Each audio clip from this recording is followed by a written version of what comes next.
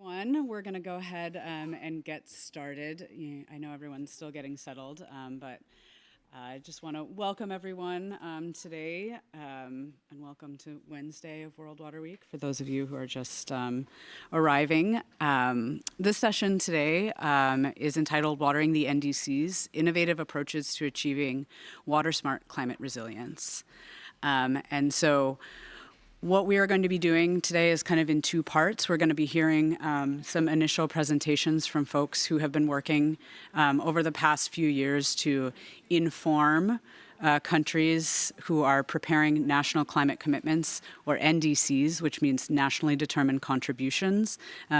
This is what countries are committing to for their governments under the Paris Agreement. There are NDCs, there are also NAPs. So these are some acronyms you'll be hearing today. NAPs are National Adaptation Plans as well. So you'll hear a lot more from my colleagues on what these are and how water informs them currently and how we would like water to be included in them for the next round, which is due in 2025. So before we have some speakers, I would like to welcome my colleague Selma Zayed from the Partnerships and Programs team of the COP28 presidency team in the United Arab Emirates to come give some framing remarks for today's session. Selma, please.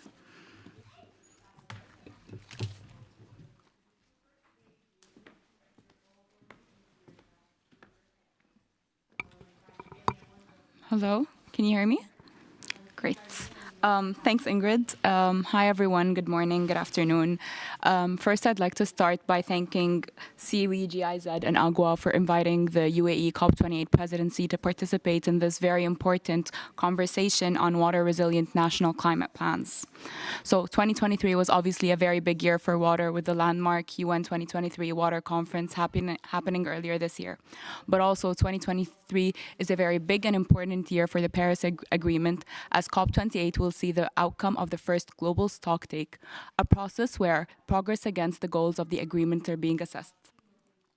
While we all know that some progress has happened over the last 7 years, collectively we are not doing enough at the scale and speed that the climate crisis requires.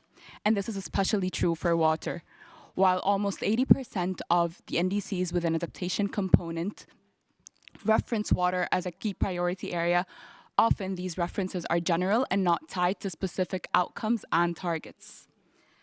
Parties will now begin the process of updating their NDCs and NAPs ahead of the 2025 deadline, and we must ensure that these commitments include very strong and clear targets, including on water. Water is a critical lever for both adaptation and mitigation, and we must ensure that national commitments recognize and prioritize climate-resilient water solutions as an essential climate solution. The UAE is committed to delivering high-impact, inclusive, and transformative outcomes at COP28. And this includes a very comprehensive programming for the Food, Agriculture, and Water Day happening on December 10th, as well as integrating water across the 2 weeks for the thematic programming.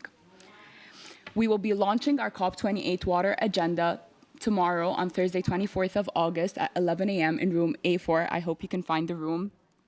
But please, we welcome you and invite you to join us for this session to learn more about our water priorities and different ways to be involved. And with almost 100 days to go, or 99 to be exact, the UAE looks forward to welcoming the global water community to Dubai later this year for COP. Thank you.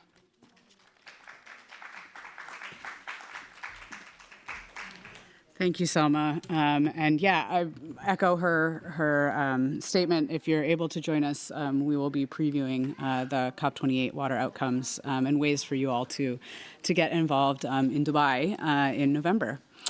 So next, we're going to kind of move into the short presentations moment. So to give you a little bit of context of what we're talking about when we're talking about NDCs and NAPs and the ways that water currently fits into that kind of landscape of national climate planning, look at some programs that have been implemented over the last couple years to support countries in the development of their NDCs and NAPs, and give some specific country examples of how this is operating on the ground. Because a lot of times, we talk at this very high level, national, global policy, but really the ones who are implementing this are on the ground. And so we also want to be hearing from the countries as well. So we do have a country example to share with you all today.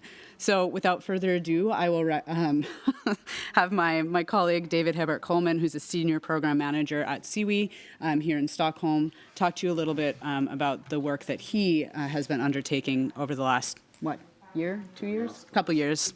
Yeah. A lot of Who's them. counting? A lot of them. Yes, good morning, everybody. Yes, my name is David Hebert Coleman. I'm a senior program manager at SIWI.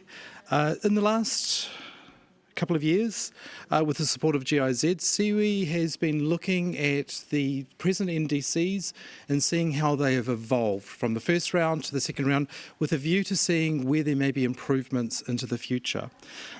We were commissioned by them to look at it, looking at the water-related contents. How is water in agriculture? How is it being represented in energy? How has it been represented in ecosystem services? And so we looked at 114 enhanced NDCs from low and middle income countries, and we tried to address all content, targets and measures, and try to get a sense of how well water is being represented in the NDCs. Now, it is often seen as a priority, but does the content reflect that priority that's been stated? And so, what we found was, yes, water is there and it's much more stronger than previously, but there are a few things that we feel need to be raised. So first of all, there is often limited water and water-related targets found in mitigation or adaptation. And a lack of tangible targets probably sort of reduces your business case for why you want to invest in water-related activities. There's limited accounting for water and mitigation. Water can be a mitigating, it can be a barrier to expansion of some mitigation activities, or indeed many mitigation activities will have an impact on water resources, and that's not necessarily accounted for within the NDC process. There's often a lack of, and going back to the point that Ingrid raised, there's often a lack of accounting for subnational aspirations.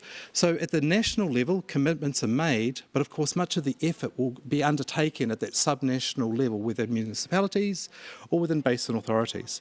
And there's a lack of integration or coordination. You might find that one sector will talk about water, another one will talk about it, and you can see how these would be impacting on each other, but they haven't necessarily been reflected in the targets or the measures that are there. And overall, there's a lack of attention to water governance, and that's the piece that we feel is often missing. Only about 12% of those countries actually had included measures around water governance. So where do we see some of these opportunities for improvement? Well, I think one of them would be an increased use of measures that explicitly connect beneficial outcomes in one sector to another, to recognise those interlinkages, to increase a bit more detail on measures that are designed to be coordinated across a number of different activities. A lot of countries also mentioned the use of what I would call integration tools, increased use of integrated water resource management, nexus tools, source to sea. These come up, but they're often seen as standalone activities as opposed to being something that is used to inform the preparation of the NDC. And I think that's an important ingredient. So it's seen as over here where it could actually inform the connections that have been made. And also to support the inclusion of baseline data, especially for adaptation. When it comes to mitigation, people can often refer to the changes in the emission targets. This is a reduction. It's easier to build a business case. For many of the measures around adaptation, it simply may say we're generally going to do better, but if you cannot measure in some way, and it doesn't have to be numbers, but some way, it actually reduces the business case for carrying out those activities. And there's been some talk about long-term strategies and their role into the future. And how are the other ways of perhaps increasing integration or coordination? Because I think this is a really important aspect. Increased uses of approaches that support integration, basin or watershed planning. Many countries did have a lot more about that. Many countries, about 70% of countries, had an increased attention to basin planning as part of their overall package. Measures that explicitly connect activities of one to another, and actually carrying out some activities that need the coordination of multiple sectors. Oh, is that my last slide? And then, I was quick then. There you go. But the other thing I think is also important is there are activities and measures in many of the NDCs that are needed to happen first before other activities can take place. And that is not always sort of seen in this. So there'll be a number of activities which will be mentioned. They should be prioritised, but that may be not prioritised actually in the sense of what are we going to invest in first. So I think these are really important aspects to improve the next round of NDCs, because we know that many countries are starting to get ready for 2025. So these are some of the suggestions we would make in that regard. So thank you for your time. Thank you.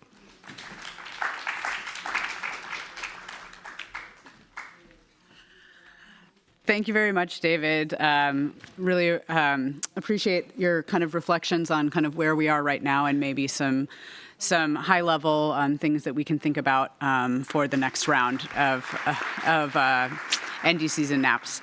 So moving on, I would like to have my colleague Pani Pio from the Alliance for Global Water Adaptation, my organization, to come up and talk a little bit about a project that we have been working on since 2019, I think at this point. We're currently, we wrote this paper with GIZ and other colleagues called Watering the NDCS to provide some kind of high-level guidance for the last round of NDCs. And we're currently actually in the process of doing an update to that to look at how these recommendations came through in the first round and kind of where water is really landing and looking at some country case studies. So, Pani, please. Thank you very much, Ingrid, for the introductions. And hi, everyone. Good morning. So David has framed the topic in a more broadly and also why we need to consider water in our national climate planning, including both in mitigations and adaptations activities. And I would like to highlight some of the work that Ingrid was mentioning that we were working in AGWA since 2019. So like throughout this conference, we hear a lot about water, especially water is water immediate use utility, especially in drinking water, agriculture, and energy. But we do not much heard about the importance of water resilience in climate planning. So in here, we are defining water resilience as a sort of like an inspiration and also a way of thinking to actually pivot from the traditional, the tunnel visions silo approach or sector programming into thinking water as a sort of like a thread that binds across multi-sector, as well as the connection that bridges to work together to find the water outcome through under the climate change scenarios. So in the water sector, as you can see in the slide, we always say that if the climate change is a threat, that is multiplying the risks that we are facing in the upcoming fighting for climate change, water sector can be used as a sort of like a tool that we can, or a sector that we can multiply the resilience framing aspects. So this is not the wordplay that we are trying to emphasize. It's more about, we know that there's the interlinkages and relationship between the climate change and water. And but what we see in the climate space is that although water can be used as an input, but there is still lacking, or water is rather as a sort of like an afterthought in the climate planning activities. So here I would like to talk about the word that we usually we have been using since the morning, NDC, which is also known as nationally determined contributions, which is a very climate language. So NDC are sort of like the countries are outlining their commitment to limiting the global warming, especially aiming towards achieving keeping the temperature increase below 2 degrees Celsius. So, and also NDC are quite important because it is also a ticket to acting as the accountability mechanism, as well as like a ticket to assessing the climate finance and investments that David was mentioning. So recognizing this importance of NDC and the water roles that need to be played in the NDC, in 2020, AGWA, my organization, has published Watering the NDC Guidebook with the support of the GIZ. And so we have introduced 4 principles that is mentioned in the slide, but I will not go into detail about each principle, but rather I would like to highlight the uncertainty aspect of the climate change. We are here, we all know that the climate is changing. There is the uncertainty that is driving the hydrologic cycle. So when we are introducing the solutions or the infrastructure or the climate plan, we really need to think about the solutions that are both robust as well as flexible. When we are talking about robust solutions, we are thinking about the strategy that can be withstanding the test of time. It could be in 5 years, it could be in 100 years or more than 100 years. But we also have to consider about this changing climatic conditions that is going to be happening throughout the time, so that we have to add the component of flexibility towards in our system thinking and in our planning scenario. So with that, we are also now working on the second version of this document to actually framing and also using the principle that we have introduced, as well as looking at the country's NDC and tracking the water activities in that NDC. So we will be seeing a lot of gaps and uncertainty, and also recommendation that we can kind of introduce to the next round of NDC. So to be able to do that, we are using one of the AGWA's tool, which is also called as the water tracker for national climate planning. So this is actually a diagnostic guide, which is serving as a magnifying glass, examining like existing NDC and also other climate-related strategy across the country to actually establish a baseline where we are in the NDC, and also investigating how water can be further incorporated into the next round of the NDC in both mitigations and adaptation activities. Of course, this is not a one-size-fits-all tool. It is designed to be adaptable, and we are starting at the very national level. And we are also extending towards accommodating the unique country conditions. So that's why this process requires the country-driven process. So we are working with the UNFCCC focal points in country, as well as ministry responsible for the water planning activity, as well as we have consultants that are guiding the document. As well as we are also conducting the workshops, and then we are also blending all these experiences that we get throughout the process, and then discussing with the various ministerial engagement.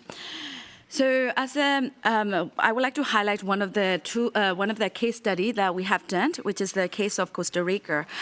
In the Costa Rica, we have identified 8 national climate plans, including 2 initial plan, which is nationally determined contribution, the first iteration, which is 2015, and then updated NDC, which is on 2020. And we also look across documents, including the National Integrated Water Resources Management Plan, and track the water where it is. And then we have got a lot of successes, and also we find a lot of opportunity to improve there as well. Well, what we found was that water was consistently recognized and also included across all documents and policy instruments. But also we also see encouraging observation that the participation, the local participation, which is signaling towards the critical role that communities are playing in the water activity, as well as we found a lot of solutions. Costa Rica is using solutions such as nature-based solutions or payment for ecosystem services. But of course, we also found some of the other opportunity and the gaps that we need to reinforce in terms of going forward in the next round of NDC. So in there, specifically, we found the disconnect between water and other vital sector.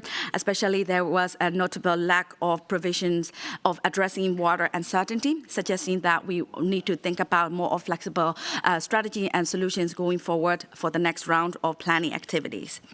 So the benefits of this exercise is that we have raised the interest of Costa Rica specifically, especially in building in more of the comprehensive project portfolio. So for example, Costa Rica has reviewed a lot of their strategy plans in the past few years, and they have been using a lot of the gaps and opportunity and recommendations that came out of the water tracker, and also incorporating them in their updated plans. For example, they have launched their national adaptation plans in April 2022, and they also have revised their national water resources plan as well. So using this recommendation that we have made throughout the water tracker. So water tracker has been implementing in across 10 countries, and we have initial results coming out for the activities. We are also planning to onboard other countries. So if you are interested, please feel free to reach out to us anytime. With that, I will conclude my presentation. Thank you very much.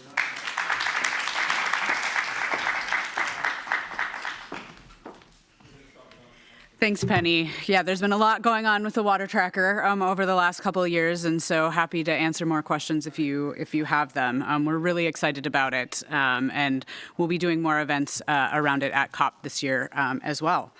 So next, I would like to invite my colleagues from GIZ to come up, Fanny Zentai and also Dr. Fonana, and they're going to talk a little bit about what GIZ has been doing specifically in this space. As we mentioned, they also have contributed to the Watering the NDCS report, but also they are kind of initiating some of their own activities, and then we'll hear a country example specifically from Lesotho.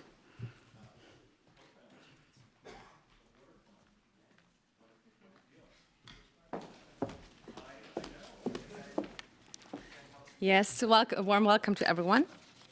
Thanks for this kind introduction, Ingrid, and also a big thanks to the previous speakers for presenting these insights and also publications on NDCs that I consider highly relevant, and not only for the better, basically theoretical understanding on the relationship between water and climate, but also for informing concrete action.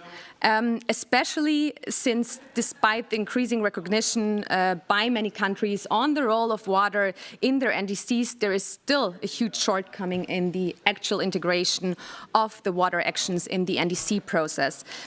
And this is actually also the entry point for the planned GIZ program, which I will briefly present to you today. In particular, the design of this new program. Oh, 1 second. Next slide. In particular, the design of this new program will be guided by the key ideas, principles, but also recommendations of the aforementioned publications, such as the Watering the NDCs, and introduce a sound and action-oriented water perspective on national climate processes. We're actually currently in the I would say final stages of preparation for this program, with some details still under discussion. But overall, the program will aim to highlight the importance of water for climate action in selected partner countries, basically, in the LAC region, in sub-Saharan Africa, Central Asia, but also South Asia. And to this end, the program will explore basically the linkages between water and climate from both a national and also global perspective. So at the national level, this new program will aim to promote the integration of key principles on resilient water management, as we heard earlier, into national climate planning programs, but also policies, as well as into cross-sectoral water-smart climate actions on the ground or in the countries. So to this end, countries basically with no specific action plans on this will be supported to develop those by supporting responsible national authorities to include resilient and climate-friendly water management into formal national climate processes. In addition to that, we will also support countries with such action plans already in place to develop recommendations basically to prioritize water-sensitive climate change mitigation and adaptation actions, but also support them basically in implementing selected water actions through targeted capacity development. So now looking more at the global perspective or global level, we are basically striving to make the best use of the knowledge, but also results and best practices created by each of our interventions. And to account for this, we are currently working on well, I would say more global component within this new GIZ program that will support basically this building and sharing of knowledge, best practices and lessons learned throughout and also beyond the program's implementation phase, be it, for example, through peer-to-peer exchange opportunities for national authorities, for NDC focal points and other stakeholders as well. So we hope that with this kind of more holistic approach and program design, which really combines basically the national needs with global insights and best practices, that this will spur concrete action on water and climate change in our partner countries. And if you are interested, of course, to learn more about this program, please feel free to contact me. And I can also definitely provide you with an update on the program once it starts, hopefully at the beginning of 2024. Thanks a lot.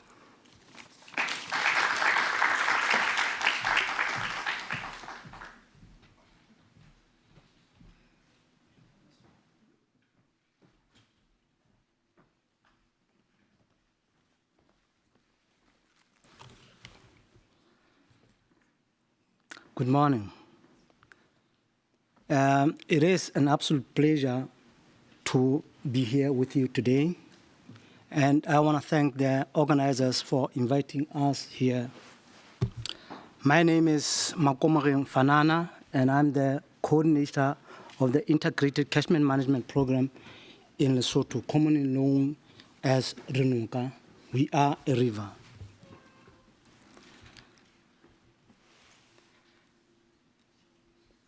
Renunka represents a strategic vision for Lesotho.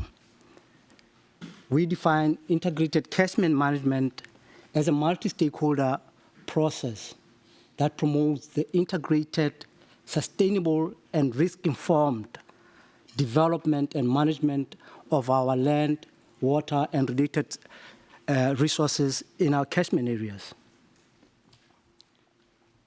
Our vision is to improve the livelihoods and economic development in our catchment areas through the conservation of biodiversity, land, and water in our river areas in the country.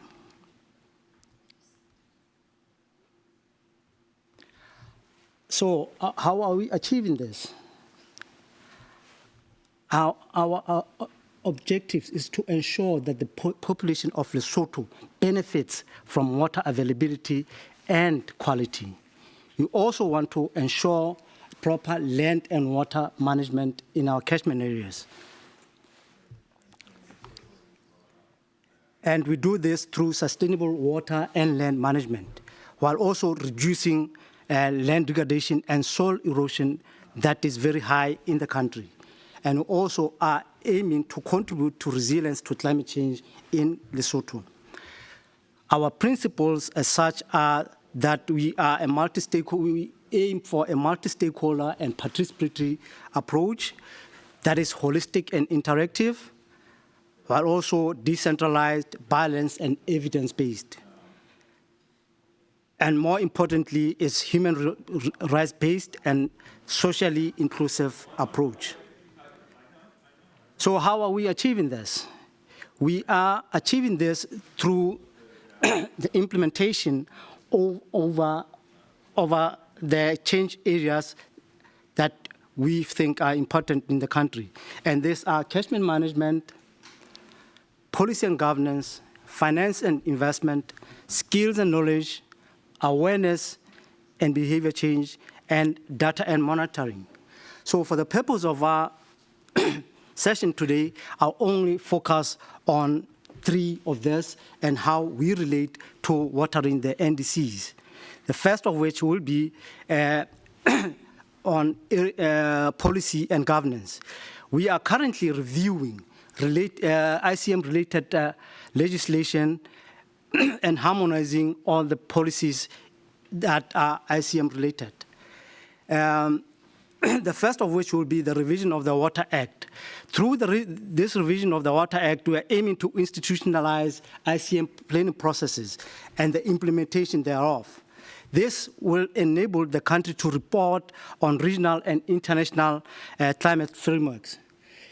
The Act also provides an important opportunity for policy harmonization by clearly defining roles and responsibility of the various actors in this arena. It also, more importantly, supports the decentralization agenda of the country. We are also active in catchment management. We are developing catchment management development plans that are incorporating climate risk vulnerability assessment. And our approach is that it's a participant planning approach based on capacity building and grounded on indigenous knowledge systems.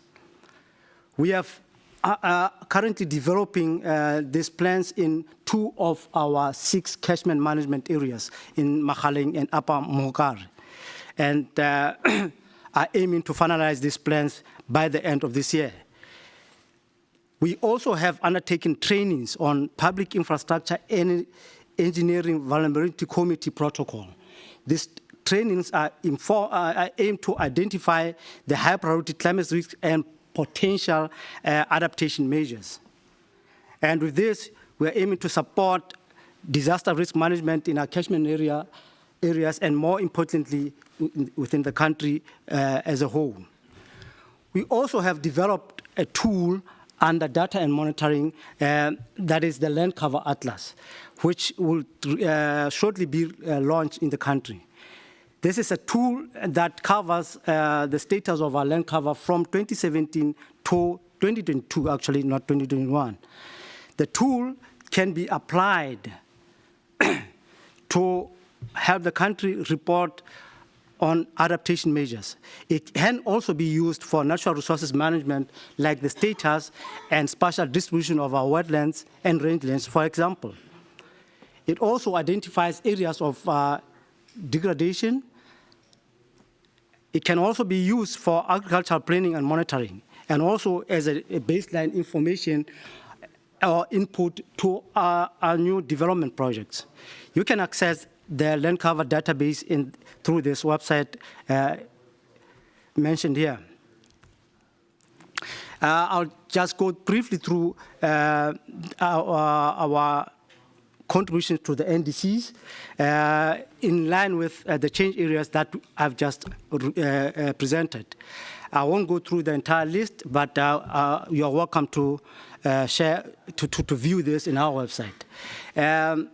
We are supporting the revision of the Water Act, as I said, and related legislation, policies, and strategy to include climate change. Our indicator here is enacted policies and legislation. And like I said, the Water Act is currently under review, and this is in line with SDG 3, 6, and 13.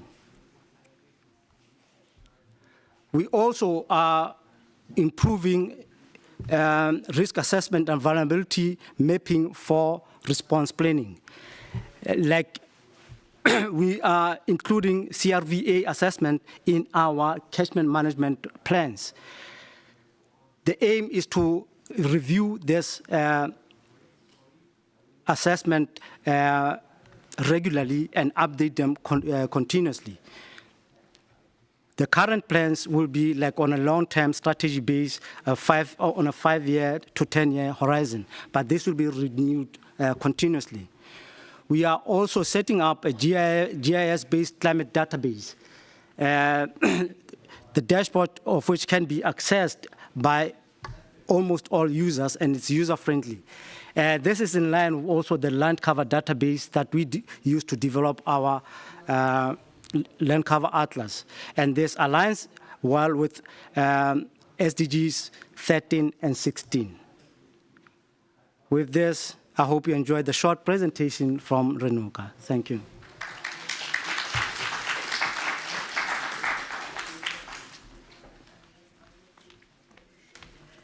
Thank you, Dr. Fanana, for giving us a really nice tangible example of some of the projects and activities that would be contributing and are indeed contributing to the NDC of Lesotho.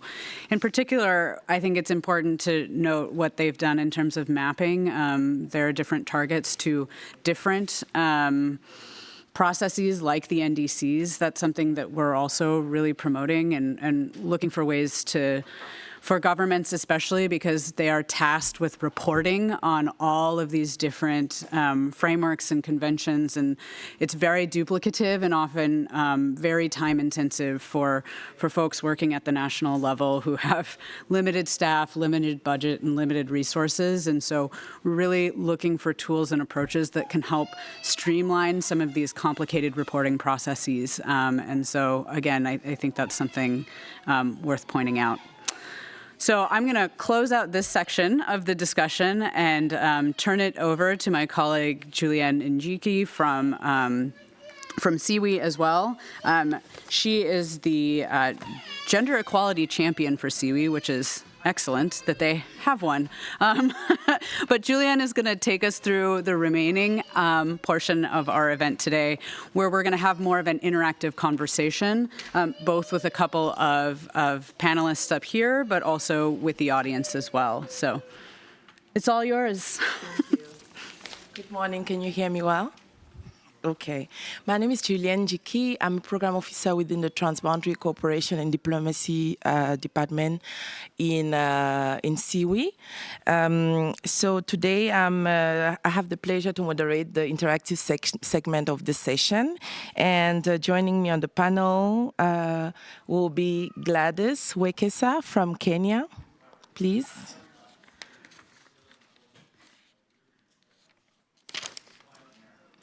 Gladys is from the Transboundary Water Resources Ministry of Water and Sanitation and Irrigation in Kenya.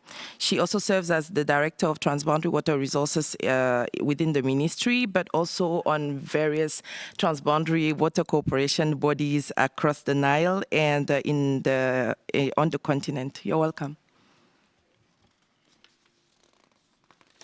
Also joining me is Tewia from New Zealand. Tewia is the director of Pakauria Consultants Limited, who focus on embedding the indigenous stewardship principles in decisions, policy, and processes by working with communities at local and national levels, and also the national government within New Zealand. You're welcome.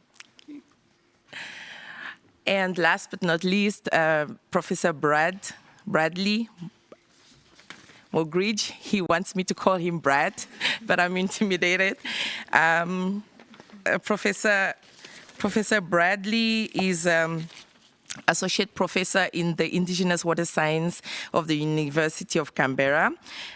He has done a lot of research in indigenous water science, and also since June 2021, he's been the Indigenous Liaison Officer for the Threatened Species Recovery Hub under NESP. He's a member of Wentworth Group of Concerned Scientists. You're welcome.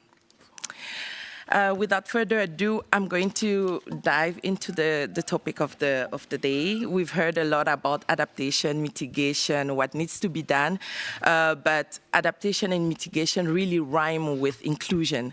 And throughout the week, we've heard about the need to go together if we want to go far. And I want to start with you, Brad. I saw you listening with great attention, and I want to find out from your perspective how climate change has impacted your community and what you have learned through your initial adaptation plans. Yeah, thanks for the question. It's a big challenge for especially Indigenous Australia. We don't have much baseline data around how climate change impacts us, but I do know that we contribute the least, but we are impacted the most. And we have small islands just off the mainland of Australia in the north and the Torres Strait Islands, and they're feeling the impact. They're at the front end of climate change right now, so they're having bigger seas, saltwater intrusion, especially onto their freshwater lenses, and they're losing their territories from saltwater intrusion. So I suppose that we are a little bit left out of the conversations, and we're trying to push into that space. So, we definitely had a delegation go to Egypt last year. So, that's fantastic, and hopefully, again, there'll be another Indigenous component to the next COP28. So, and we have other strategies, like we want to build research with Indigenous knowledge around climate change adaptation. We feel mitigation, got to keep mitigating. It's just got to be business, keep doing better, but we have to adapt because the climate has changed. It's changed. So I suppose we're under the threat of climate change impacts right now, and we, as I said, our rivers are drying up faster, our water holes are drying up fast, and some of those are drinking water supplies. And so I suppose you have communities that don't have access to clean water because of climate change. Thank you so much, and I fully those words resonate with all of us in terms of climate change is happening now, and we need to work now. We need to work efficiently, and we need to work together. So thank you very much for those initial thoughts. Tehuia, I know you've done a lot of work on climate and also being a young professional and young activist. Would you like to tell us whether your country, current national climate planning process, whether there are some components that really address critical issues of importance to youth and vulnerable groups? I'm referring to access to data, access to knowledge, be able to elevate your voice and be able to participate in some of these processes. Has it been the case in your country? Tuatahi ake e mihi atu ana ki ngā tangata whenua o konei. Kia hono ai ngā wai o konei ki ngā wai o te kāinga. I think just firstly I want to acknowledge the Indigenous peoples of this land and these waters, and to connect their waters to my waters back home. And to the question, I think in New Zealand we are quite lucky to have had Te Tiriti o Waitangi, which is the treaty between the Indigenous peoples and the government in New Zealand, which kind of provides a foundational agreement, I guess, for Māori to participate in all decision making, but specifically on climate change.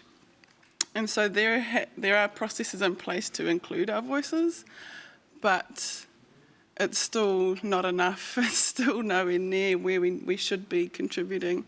And like Brad said, Indigenous peoples are going to be the first to be impacted. When I think about our marae, which are our community houses, I guess, for our Māori people, I think 90% of them are either in flood-prone areas or coastal areas for obvious reasons. That's where we gathered food.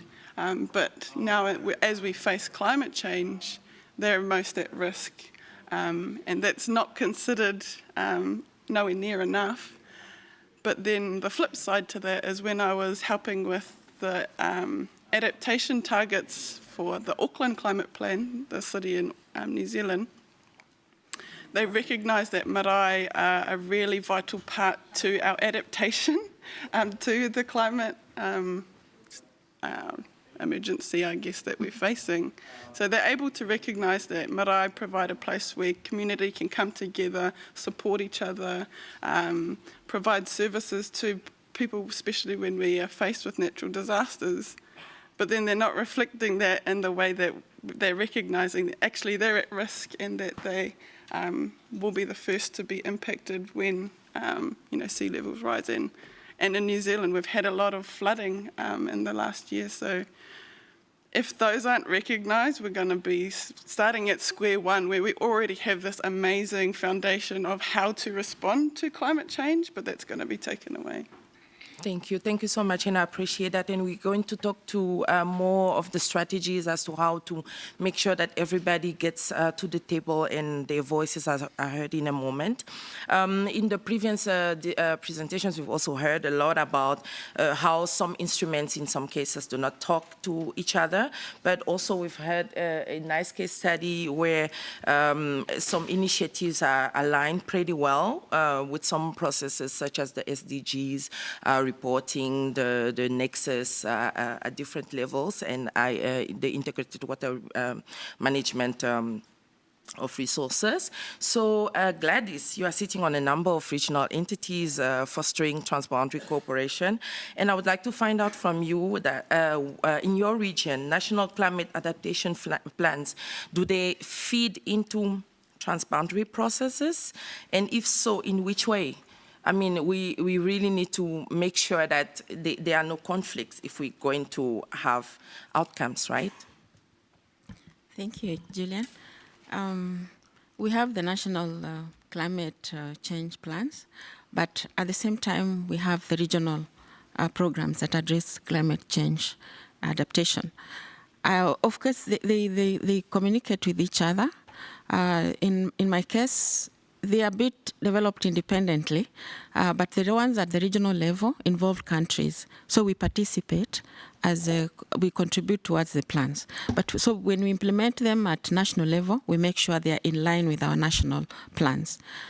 So at regional level, we have plans within the Nile Basin Initiative, which brings together about 10 member states. And we have what is called the Nile Cooperation on Climate Resilience.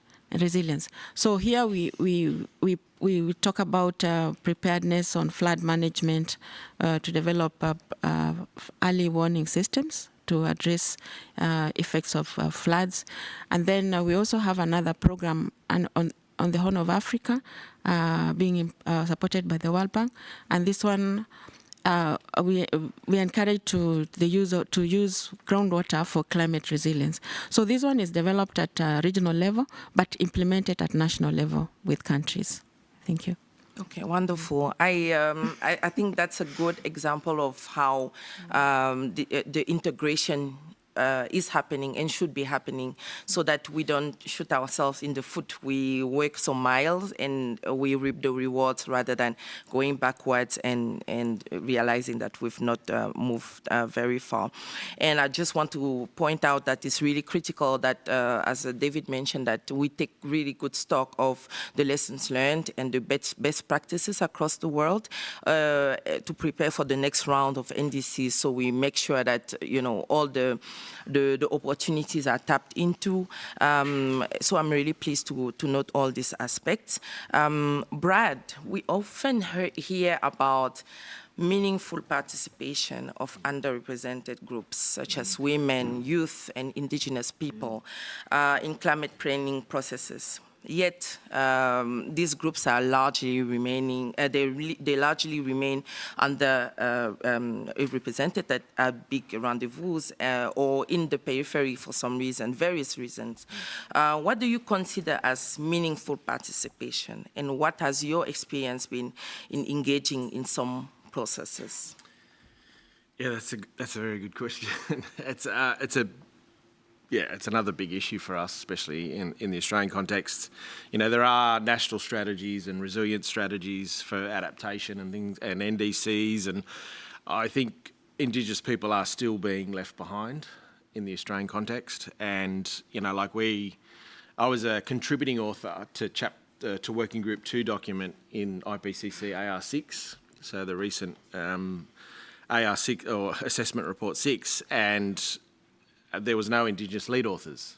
And there was no Indigenous knowledge or input into Working Group 1, which is the science volume. So, you know, we're still, at a global scale, we're still missing out on these challenges. And I think for us, you know, we're pressuring from an academic point of view, but also from a rights-based point of view as well. You know, so we have the opportunity for the Australian government to commit to, you know, pushing that Indigenous knowledge and Indigenous people are part of AR7, which is, due in a number of years. So, but what we need to do is have Indigenous-led research. So we have the data and the experiences, but then also the knowledge. Yeah, so I was lucky to be involved in a report.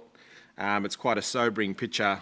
This is done by a Wiradjuri artist, and you can sort of see a father taking his kids to school in a boat because the seawater's encroaching on their school. So, that's a real scenario in parts of Australia. So, we need to be part of the research, we need to be leading the research, we need to be part of decision making around those adaptations, So like an example is, there are stories from the Australian continent that have that speak of moving to higher ground. So that's the end of the last ice age. So those stories are 7,000 to 10,000 years old.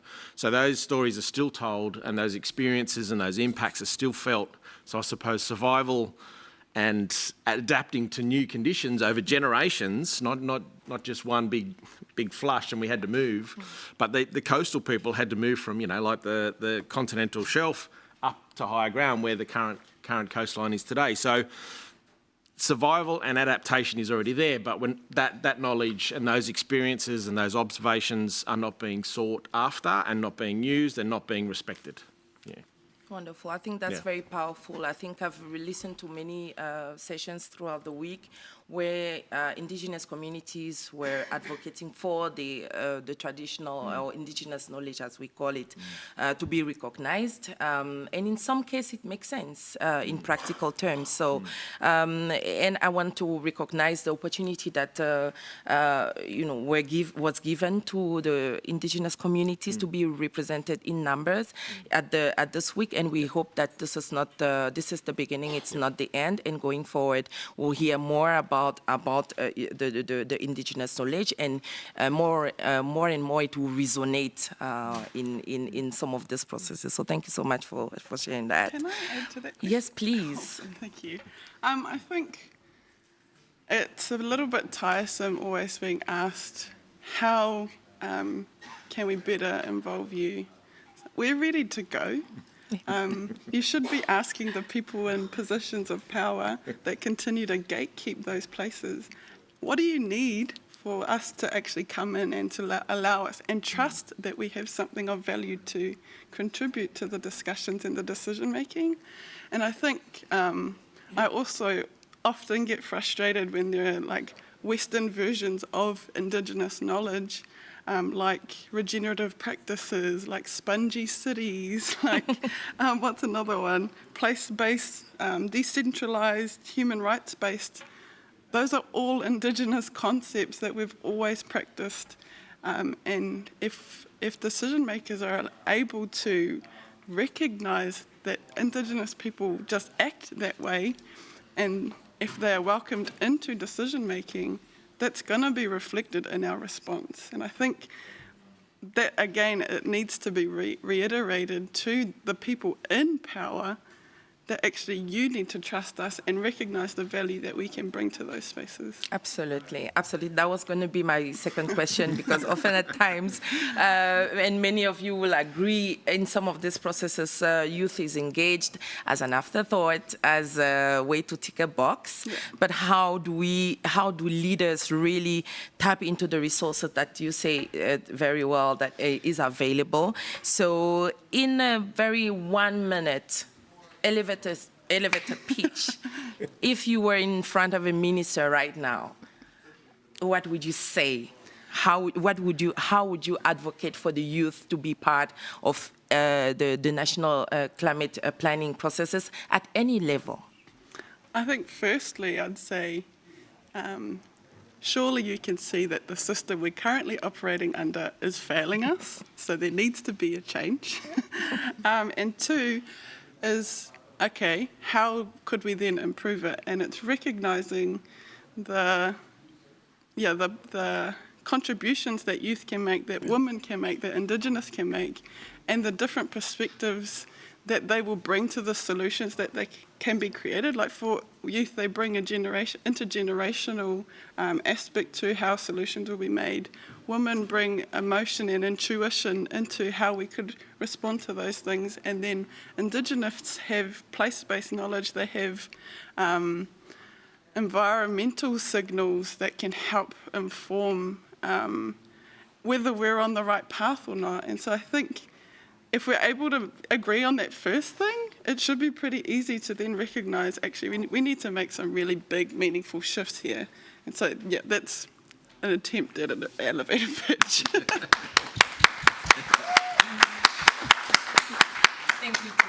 Yeah, I fully agree. And I think in terms of innovation, we really need to tap into the resource, do things differently, not necessarily reinvent the wheel, but do things just differently. So I fully agree with that. Thank you.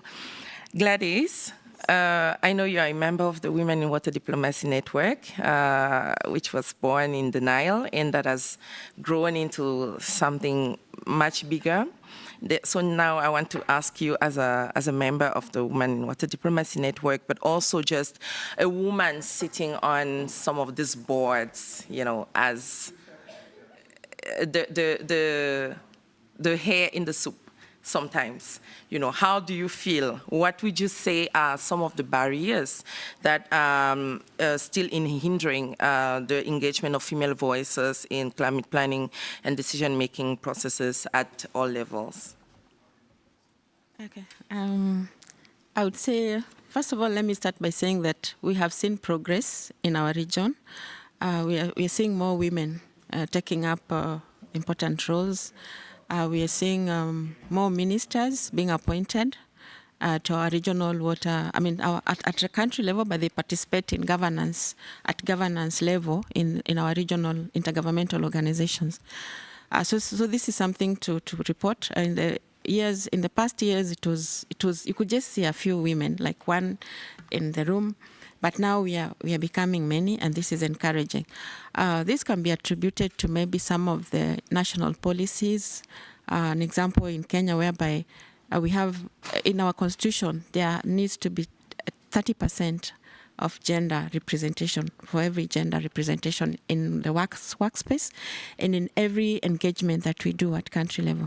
I've also seen our neighboring countries who are also embracing the same, but still the challenges remain in some of our countries, whereby you find for many years the representation has been from men. And I think this is because of, in Africa, we can talk about cultural reasons, where women feel more comfortable in places at home and not in outside home. This has been it is a major problem. Another problem is education. When you find that they are not well educated, women tend to take up more informal jobs, more informal roles than being in the formal sector. So I think as time goes by, if girls are more educated, they tend to be more empowered on their own, even without being motivated. They just get empowered and they find themselves in good formal jobs, and that's when they represent in the high level decision-making positions. So I think we still have a long way to go in terms of convincing our communities to educate the girl child, so that, because once they're educated, you can't hold them back. Yeah, absolutely. Thank you. Thank you so much. And I think that's a good example also on how some processes can be integrated. It's important to talk about the hard issue, but also the soft issue, and get both talking to each other and working together. So I think I welcome very much the policies, the instruments that you have in your region, and that there is enforcement and policing, because I think that's also another issue in most times the instruments are there, but the policing is lacking. And also the issue of integrating some of these, gender and human rights policies into bigger processes. I think that's really key. So thank you very much for that. We are doing very well in time for once in a long time since the week started. So I would like to pose a question, open the floor for some reflections from the audience, both on site and online. I know my colleague Pani will manage the chat. If we have any reflections, any comments, but would like to just find out from the audience what kind of mechanisms, for monitoring and evaluation have you come across in some of your initiatives that we could also learn from and build upon to make sure that the processes of national adaptation, climate planning are dynamic and they are adaptive and they serve the purpose of bringing everybody forward. So the microphone, I think we have a roving microphone. Okay, so yes, yes, I see a hand. I saw another hand somewhere. Okay, there's a hand, gentleman, and then my colleague Pani will also check the chat.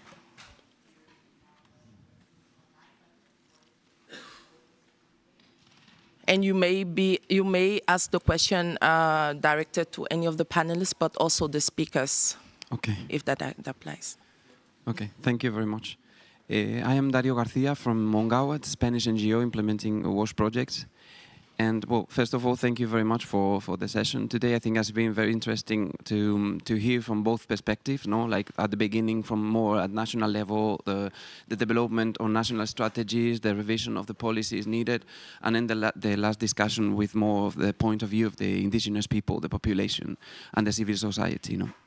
So my question is to elaborate a bit more on that, because you have been mentioning the bits where I see, for example, the role of NGOs could be, and the civil society organizations could help to improve that linkage between the government and the indigenous people and the population. So how do you see this role, and what could be the improvements to be and the changes needed to be done from the first round of NDCs to the second round, for example? Thank you. Thank you. Any more questions? We can take one or two more. Then give a chance to the panelists to respond. No questions? Nothing in the chat? Okay. Anyone who would like to, maybe Tewia, the civil society organizations, what kind of role do they play? Are they invited at the table at the onset, or is it an afterthought? Or how in your perspective, and all the panelists can say something about this as well? I think it is important that non-government entities are involved in adapting the NDCs, but I think if we think prior to that, is there a way that we can evaluate whether the NDCs are actually working? Especially for us in the New Zealand context, I think our goal is to reduce emissions by 30% by 2030. But the majority of our emissions come from the agri-sector, which is our biggest export. And so I don't know if our NDCs are achieving what we need to achieve in terms of our response to climate change. I think we often get quite obsessed with picking a certain target and then just never reviewing whether that target is the right target or not. And so I think, especially for us in New Zealand, we contribute so little to the global emissions. And so how could we potentially, maybe that's the role for non-government, is to advocate for different goals and targets that are specific to place. I think for New Zealand, it'd be much more meaningful to focus on regenerating ecosystems and maybe exploring research that shows the mitigation power of thriving ecosystems. But yeah, I think, that's an important point that I want to make. Are the NDCs actually working? And how can we maybe better pick targets for countries that reflect their strengths and how they can contribute to a global response to climate change? Thank you. I think that's a very important point, and David will agree with me that it has come up in the implementation of the Paris Agreement that some of us from the third world are not making so much of a pollution, but how can we balance to make sure that everybody is comfortable as to what they should bring to the table and how they can feel it can provide a fair and equitable process. I think that's a very important point. Can I just add as well? I think we've got a lot of the technical solutions to respond to the climate issues, but we don't have the motivation yet. We haven't been able to really tap into hearts and minds, and I think storytelling is going to be have to play a major role in that. And I think places like the Pacific, like New Zealand, and like third world countries, where you can really see the impacts of climate change, would be really powerful in helping to motivate people to actually make a change and actually action something. But yeah, I think that's also another thing that's always missing, is the importance of motivation and storytelling. Incentives. Thank you. Yes, Brad. Yeah, and I was thinking, like in the Australian context, we only seem to respond to a crisis. Yeah. We're not proactive in changing the way we think, and I think we have droughts. Okay, we need drought research. We have flood research. I suppose it's very responsive and reactive to current positions, rather than and a lot of them are government cycles, so government terms, and they only commit to certain terms. And I think definitely NGOs can be a part of that. Like I put my hand up. I'm a governor with WWF Australia to try and use that avenue to try and push, like we're looking in Australia, we've committed to the net zero by 2050, but also the no new extinctions, but we have a potential of a hydro system making 2 small-bodied fish go extinct because they only live in one river reach on the globe. And so when you're pumping water from different parts, the potential of invasive species, but also native species that are going to be, they call it trout candy, these little fish, because they're very tasty to the trout, and also redfin and species like that. So we're doing certain things, but without sort of thinking about the implications. And who's accountable for that? If you're a project manager or a minister that signs off on that, and 2 fish go extinct, how do you become accountable to that? The other one was a lot of our challenges is in Australia we're going down this path of energy solutions, but also new technologies, but we're still approving new coal mines. And we're my traditional lands, we're fighting our nation is fighting a big mining company because they're going to puncture the earth with 850 coal seam gas wells. So we're up against it. We had the Torres Strait 8 case where they actually took on a mining company about their process and the impacts of climate change, and they won at our highest court. So I suppose we have to fight constantly. We have to beg, we have to fight.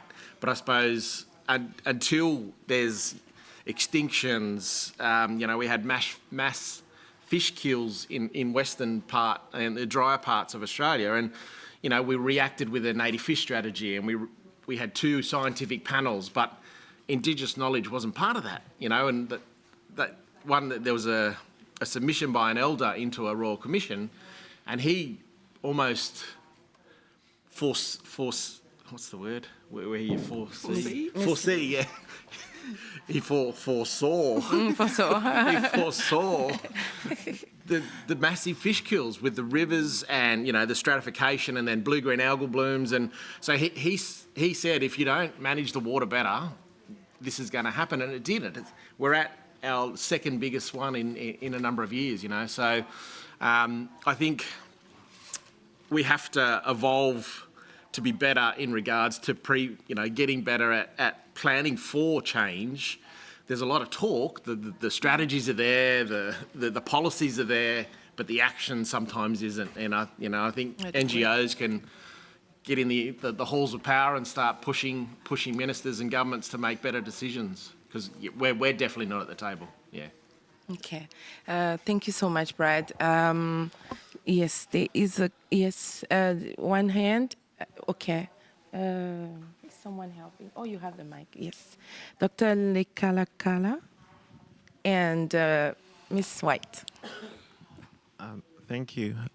My question is to Brad. It's just from curiosity perspective. You mentioned sea water intrusion. As our countries have similar conditions, South Africa,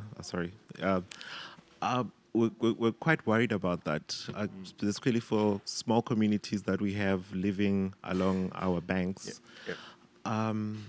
What is Australia doing? What can we learn from you? Oh, maybe learn from our mistakes. That works too. Those communities, as I said, they're at the front line of climate change now. They've of a changed climate, I should say, and we also may need to change the narrative. It's climate's change, and I think there was that new word, the boiling point. Boiling point, yeah. Secretary General raised, upped the raise the alarm. Yeah, raised the alarm. So those issues are real. They're even having their ancestors popping up out of the ground, the buried ancestors popping up out of the ground from saltwater intrusion. And so they're losing their land, and the intrusion is going into their freshwater lenses, which is their drinking water supply. So they're really challenged by that, but because it's not happening in a capital city, it's a little bit out of sight, out of mind. Unless we keep raising, and we can do as many reports as we can, but until we get someone to listen and take action, those communities potentially could be Australia's refugees very soon in their own country. Yeah. So we're struggling at the moment, those communities. Yeah, I don't really have any solutions, whether it's desalination plants or things like that. But it's at the moment they're under real stress. Yeah. Thank you, Maggie. Online. Yes. Yeah, Maggie, then Penny, please. Sorry, I just want to thank the organizers for this really excellent session. Can we give them a round of applause, because this is really... and I'm so excited from what I heard from the COP presidency. Excellent introduction, and amazing to see the COP presidency taking on such a leadership when it comes to water and actually looking at the interconnections. So that was very inspiring also, and fantastic also to hear that GIZ is taking the next step forward also to help in the implementation of the NDCs. And my question is referring to that, when we are looking and following a bit what you were saying also. The NDCs are there. It's great. It's good to have contributions and to have a country dialogue and coordination about identifying them. But I mean, the key thing is the implementation of it. And when it comes to the understanding that 70 to 80% of the emissions are coming also from cities and areas, where are the cities around the table in discussing about the implementation? Especially when we come to water services and sanitation services, when we know it's at the local level. If we want to look at what can be done in city planning, having a more circular approach to how do we use our resources and our waste to adapt and mitigate. So my thinking and my question actually is a bit to everybody, but also the COP presidency, about how do we bring the cities to the table? How do we bring the stakeholders that have the responsibility of implementing these goals to actually have a sound integrated planning moving forward in terms of intersectorial, but also multi-stakeholder approach to that, because I think that's where a lot of the key factors will lie coming forward, is really having all the relevant stakeholders around the table of the different sectors also. Thank you. Thank you so much. I'm keeping an eye on the clock. I want to give an opportunity to our online participants. Yes. I've got two questions from online, from Hannah and from Sarah.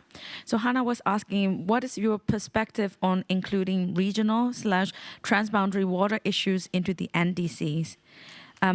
Another question is, cross-sectoral collaboration has come up a few times during the section. What has your experience been like in engaging with other sectors? Any lessons learned? Thank you. Thank you so much. Sama, would you like to say a few words? It can also be considered as a comment, but it would be good to just reflect on what to expect and how to integrate it in the COP28 coming forward. Yes, I just want to comment about the... Can you hear me? Yes. Okay. I just want to comment about the cities part, because this is a very live conversation that we have literally every day across all our priorities for water, but also more broadly for COP28 thematic areas. Oops. We have on December 6th, the Multi-Level Action Day and Urbanization Day. So this is a day where we're really shedding the light on the importance of multi-level action and the connection between the national governments and cities, bringing cities to the table. And this is more broadly to discuss different thematic areas, including on water. So just want to say that this is something that we are actively considering. On this day, there's also a ministerial happening where you're really talking about the connection between the cities and the national governments. Fantastic. Thank you so much.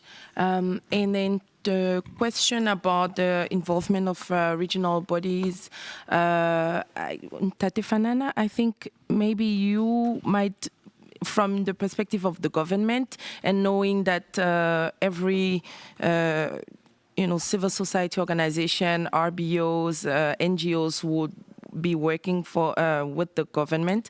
Maybe you can say a little bit on the collaboration of yourselves with some of the implementing agencies in the region and how you collaborate to harvest the results at national level and then integrate them in processes, maybe? Thank you. ICM, by its very nature, is a multi-stakeholder process that involves not only the government. Even in government, there are various line ministries. There are stakeholders from agriculture, soil conservation, water, and other related departments that includes rangelands and forestry, you name them. But that is the part of government. We are saying we are a multi-stakeholder because it is not only government, but we also have development partners. We also have civil society. We also have the academia and others. And as such, we are a multi-sectoral process and multidisciplinary, and we include this in our planning processes. In our country, Lesotho is like by nature a transboundary country, and everything that we do is informed by the regional processes, be they SADC or our river basin, which is the Orange Sinku River Basin. Actually, the ICM is a result of the 10-year or 20-year strategy that was developed with other riparian countries, the IWRM strategy that was developed by the Orange Sinku River Commission.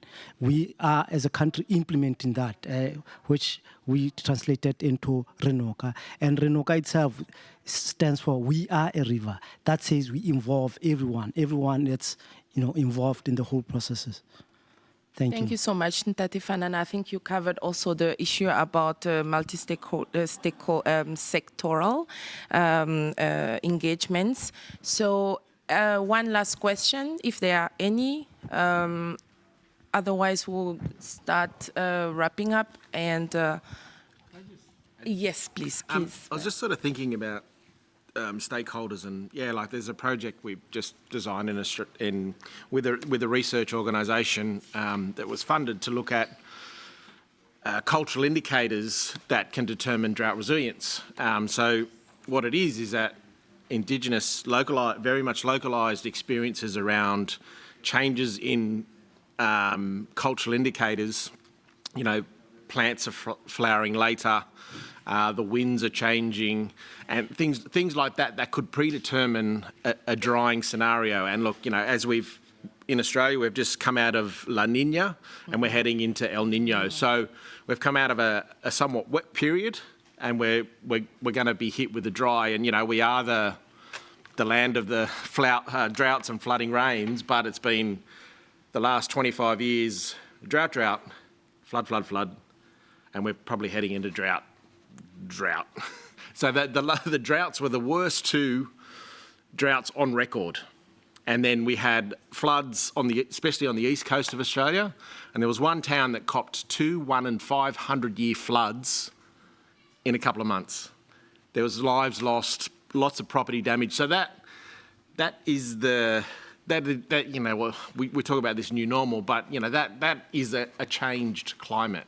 But I think partnering with other like NGOs have an opportunity to research, but industry as well. We need to decarbonise the economy, but we also need to decolonise the atmosphere, because where a lot of the colonial aspects of development are polluting our atmosphere. So, that's part of a solution is changing that narrative to look at how we as Indigenous people in the room can be part of that. And we heard from the Sami that the green economy is threatening their lands. And we have the same where Australia has a lot of sun and a lot of wind, so we have wind farms and solar farms, but potentially they're going to be on Aboriginal land, and we don't get a say in what happens. They just start building them. So I suppose, it's a big challenge for us, and I think, but as you said, we're ready. We're waiting. We're waiting to be part of the solution. Thank you, Brad. Any last words from Tiwia and Gladys as we wrap up? Yeah, I think one comment I want to make is that we always talk about climate change as if it's the environment that's the problem. We're the problem. Can we first acknowledge that? And I think that's really important, because we need to be reflective around what we are doing in terms of our human behaviour. But again, with our colonial systems, we need those colonial systems to actually reflect and think, am I actually serving the people I want to serve the way I should be serving them? Am I serving the environment the way that I should be? And until those systems have reflected in that way, we're going to have to continue to, hey, think about this, think about that. But really, we need them to be proactive about that, because if we continue the way we're continuing, Indigenous people are only going to be able to make incremental impacts. But if we're welcomed with open arms and think, hey, how can we build the best system possible together? That's when we're going to have really meaningful shifts. But until then, I don't see how that's going to happen. So putting a challenge to everybody, how can we be more reflective around the systems we're currently operating under, and think, actually, no, we need to make some massive shifts here. Okay, I think I hear you, and the nexus approaches, knowing the environment, the social, taking all aspects as one. I think this is really the way forward. Gladys? Okay, I think there was a question on having NDCs that cover transboundary level. I think that's a good suggestion, because as water, we treat water as a transboundary issue. So why don't we do for climate change? So it will be a good idea, and it will address the issues that we are having now at transboundary level. Thank you. Yeah. Thank you so much. A round of applause for the panel, please. Thank you. Thank you so much. Thank you. And now we were very good in time. I'm so proud of myself. And without further ado, it's my absolute pleasure and privilege to invite to the stage Honorable Ms. Judith Chabalala from the South Africa Ministry of the Department of Water and Sanitation. Ms. Chabalala is a South African politician from Gauteng, and she's been a Deputy Minister of Water and Sanitation since March of this year.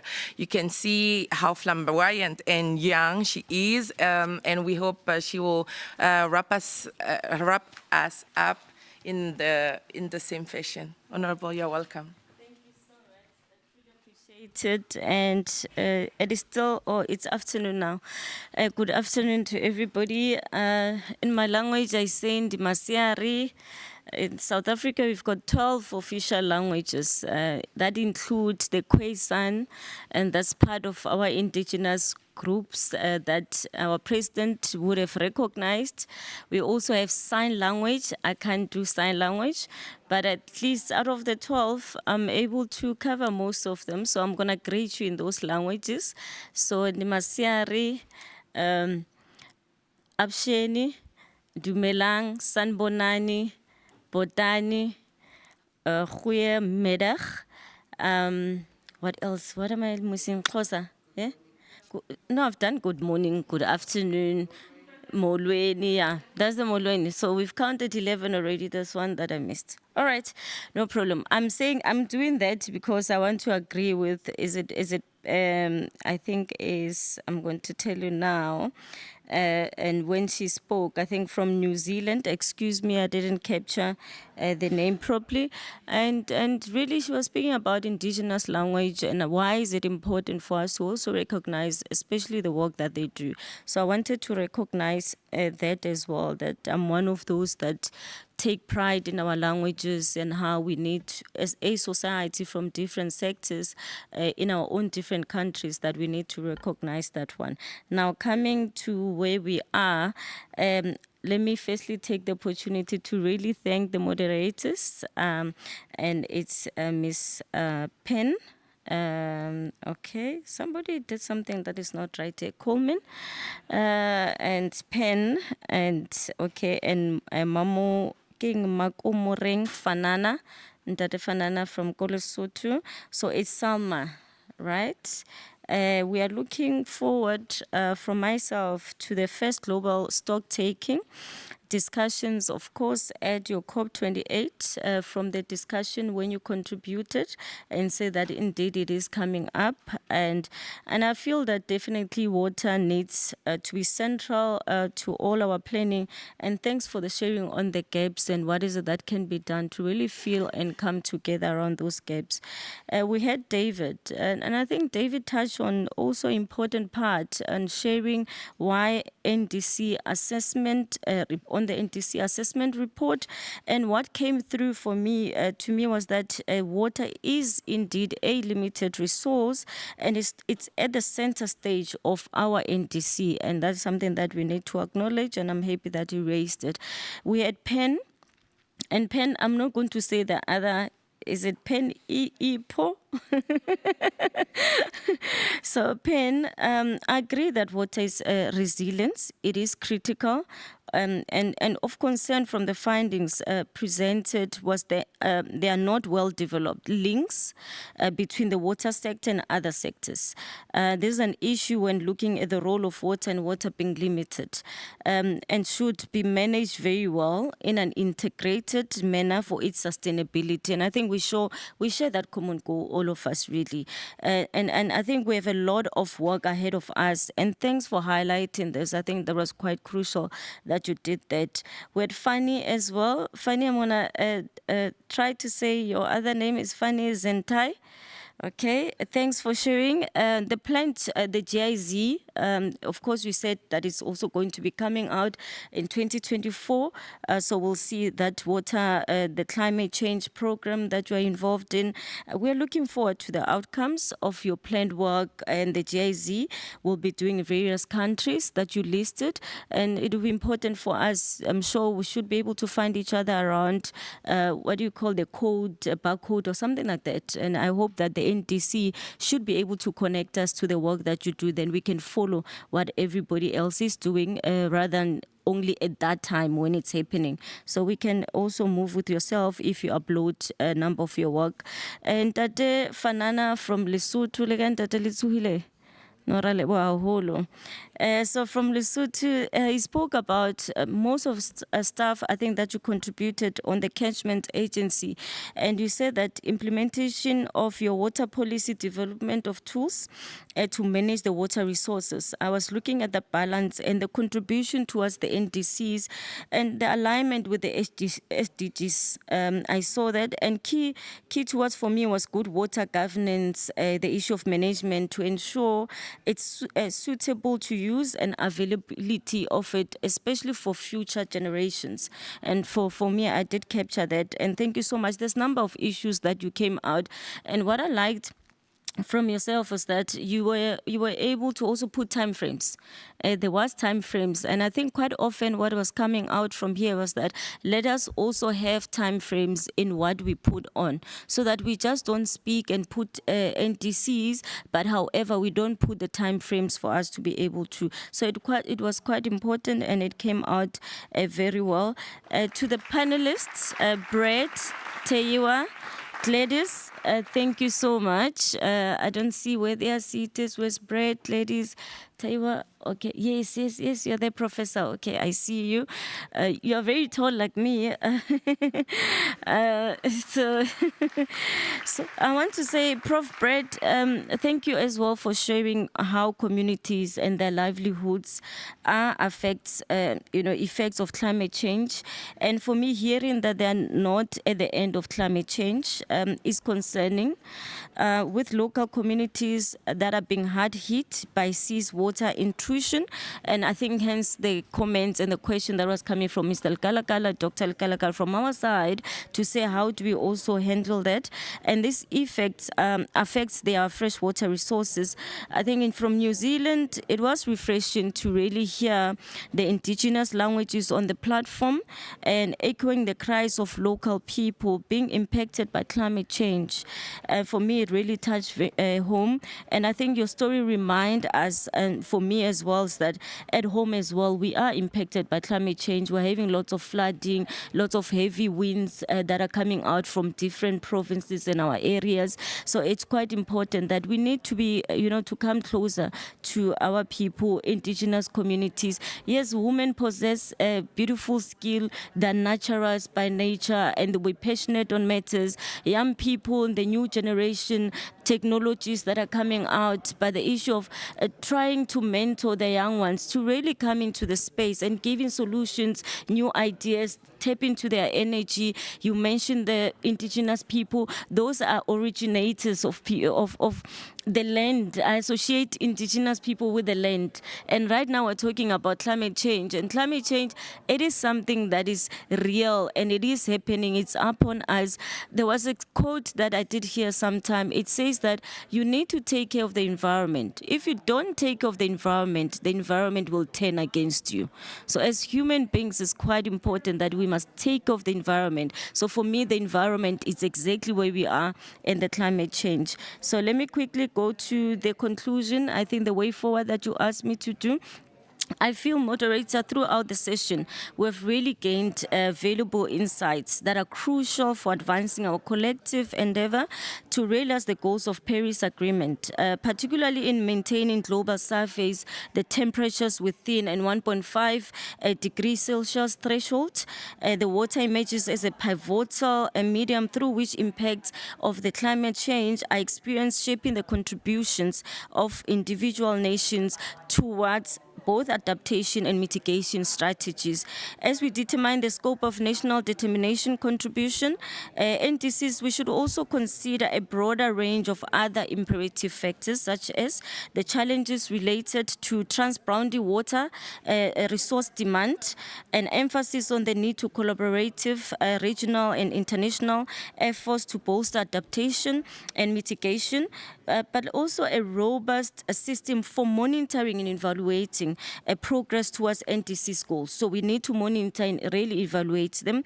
The challenges related to transboundary water resources demand our focus, emphasizing the need to collaborate at the level of regional and international efforts to really bolster the adaptation and mitigation. Additionally, a robust system for monitoring, evaluating progress towards these NDC goals. It is very crucial and imperative. As we gear up to the 28th United Nations Conference of Parties negotiations, I'm looking forward to the publications, actions regarding the role of water in the national climate commitments and planning, encompassing really trends, gaps, best practices, and opportunities for strengthening water resilience will find their place, specifically at COP28 Water Pavilion. Furthermore, their integration into the upcoming round NDCs is encouraged. The diverse range conditions necessitate a suite of approaches that enhance water resilience within national climate planning. This, coupled with the incorporation of water considerations at NDCs, will also empower each nation to tailor their perspective, contribution, and resilience strategies. The intricate task of addressing climate change within the context global agendas such as Sustainable Development Goals, the Paris Agreement, and the Convention of Biological Diversity. It also requires cohesive alignment across global, regional, national policy frameworks. These efforts along interactive implementation strategies, fostering sustainable development without compromising essential priorities. I'm really trying to rush so that I don't close out, because you ate on my time and I asked you, you wanted extension, I don't know why. So you ate on my time. So let me try very quickly 2 last paragraphs. I think that a fundamental principle is for us to advocate is the mainstream of the leave no one behind, and that is our theme. So we need not to leave anybody behind. So in this theme, we need into the to delve and into the development, execution of NDCs. This principle also ensures a diverse array of voices, ideas, and other perspectives inclusively captured and considered. This not only guarantees equitable representation, but also cultivate broader consensus and enhances the robustness of the framework that has been revised. In the South African context, there is extensive consultation, workshops that we do on the NDCs were conducted at local and national level, spanning the length and breadth of the country. This approach ensures representation, local communities, non-profit organizations, women, youth, labor formations, and people who living with disability. So in my country,